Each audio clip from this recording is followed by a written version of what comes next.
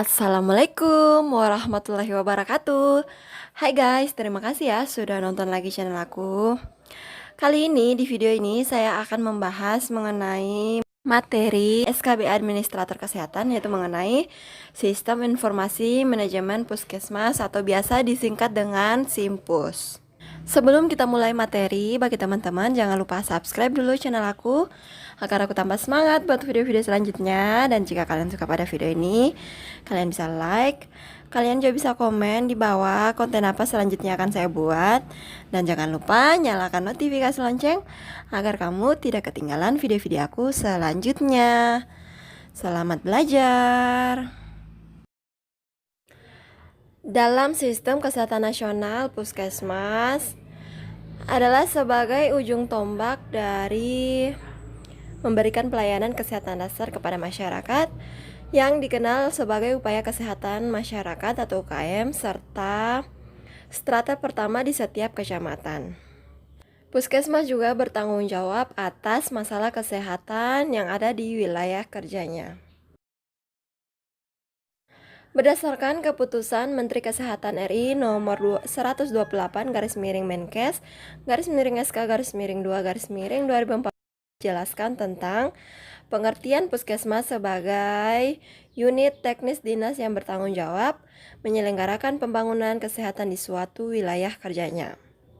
Sedangkan SIMPUS atau Sistem Informasi Manajemen Puskesmas adalah suatu tatanan manusia maupun peralatan yang menyediakan informasi untuk membantu proses manajemen puskesmas dalam mencapai sasaran kegiatannya.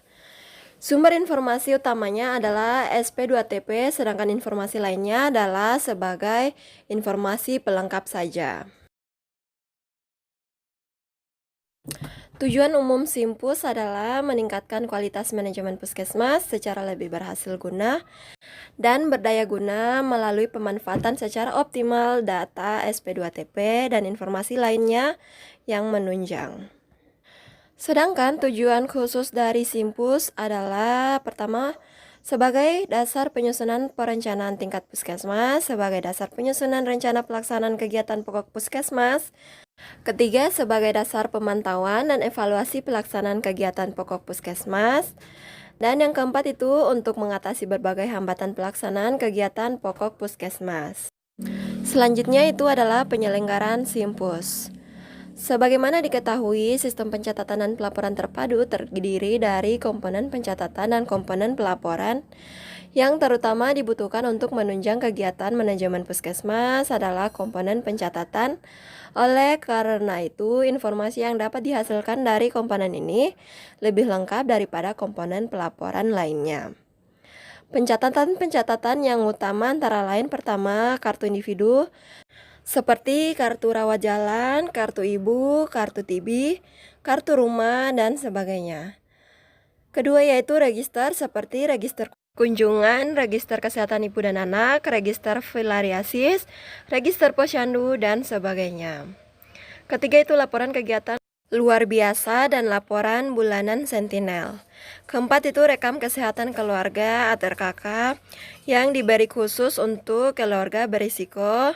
Yang pertama itu salah satu anggota keluarganya menderita TB paru, yang kedua salah satu anggotanya menderita kusta, yang ketiga salah satu dari anggota keluarganya mempunyai risiko tinggi seperti ibu hamil, neonatus risiko tinggi, BBLR, dan balita kurang energi kronis atau KEK. Yang keempat itu salah satu dari anggota keluarganya menderita gangguan jiwa. Selanjutnya itu mekanisme dari SIMPUS.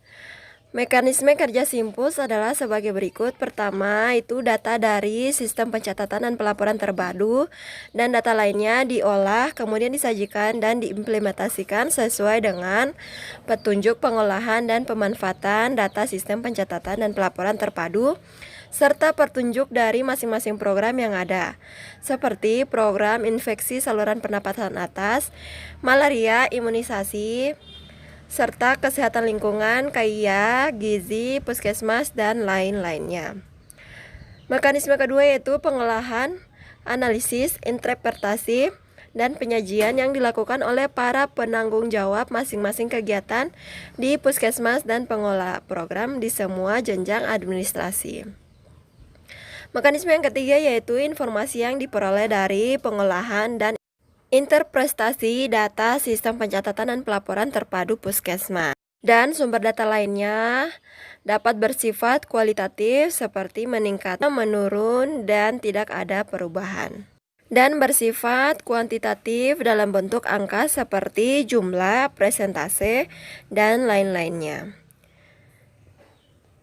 Pemanfaatan dari Simpus yaitu ada beberapa hal yang perlu diperhatikan dalam pemanfaatan Simpus.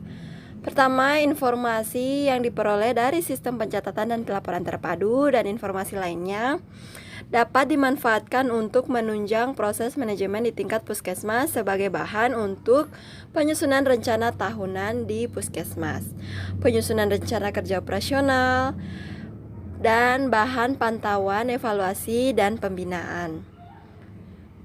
Hal yang perlu diperhatikan yang kedua yaitu informasi dari sistem pencatatan dan pelaporan terpadu dan sumber data lainnya akan membantu Dinas Kesehatan Kabupaten maupun Kota dalam penyusunan perencanaan tahunan, penilaian kinerja puskesmas berdasarkan beban kerja dan pencapaian hasil kegiatan puskesmas sebagai bahan untuk pemantauan dan evaluasi pelaksanaan kegiatan program di wilayahnya, serta untuk menentukan prioritas masalah dan upaya pencegahan dan tindak lanjut.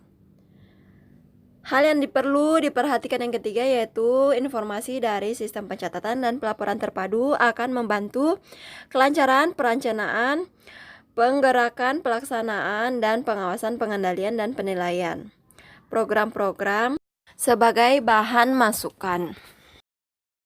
Lalu, bagaimana peran kota atau kabupaten dalam penyelenggaraan Simpus? Dinas Kesehatan Kabupaten maupun kota bertugas membina puskesmas sehingga Simpus dapat terselenggara di setiap puskesmas. Dalam melaksanakan tugas tersebut, Kepala Dinas Kesehatan Kabupaten atau kota membentuk tim yang terdiri dari para pengelola program serta penyedia sarana termaksud peningkatan kemampuan dan penyediaan sumber daya manusianya. Dalam pemanfaatan Simpus, kabupaten atau kota perlu menyadari bahwa sistem informasi manajemen puskesmas pada hakikatnya merupakan suatu subsistem informasi dalam sistem informasi manajemen kesehatan kabupaten atau kota. Sehingga masukan yang diperoleh dari sistem informasi ini perlu dikonfirmasi dan dipadupadankan dengan subsistem informasi lainnya sebagai dasar pemikiran untuk pengambilan keputusan di kabupaten atau kota. Ada beberapa tugas dari tim kabupaten atau kota dalam pembinaan Simpus. Yang pertama itu melakukan pembinaan Simpus. Dalam pembinaan ini memperhatikan pada ketepatan waktu laporan, kualitas data, pengolahan, pemanfaatan data oleh puskesmas dan oleh tingkat kabupaten atau kota. Tugas yang kedua yaitu melaksanakan pengawasan dan pengendalian pelaksanaan sistem informasi manajemen puskesmas. Tugas yang ketiga mengkoordinasikan pertemuan berkala sesuai dengan jadwal yang disepakati di kabupaten atau kota untuk membahas Simpus di wilayah kerjanya. Tugas yang keempat yaitu memberikan umpan balik hasil pengawasan dan pengendalian pelaksana sistem informasi manajemen puskesmas kepada puskesmas. Tugas yang kelima yaitu mengorganisir supervisi berkala ke puskesmas dalam rangka pembinaan pelaksanaan Simpus di puskesmas. Oke, sekian dulu video dari saya. Video ini merupakan video dasar sebelumnya.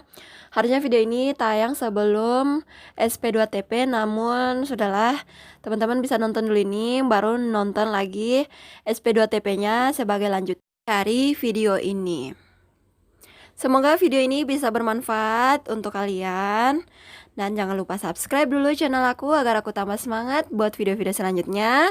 Dan jangan lupa nyalakan notifikasi lonceng agar teman-teman tidak ketinggalan video-video aku selanjutnya.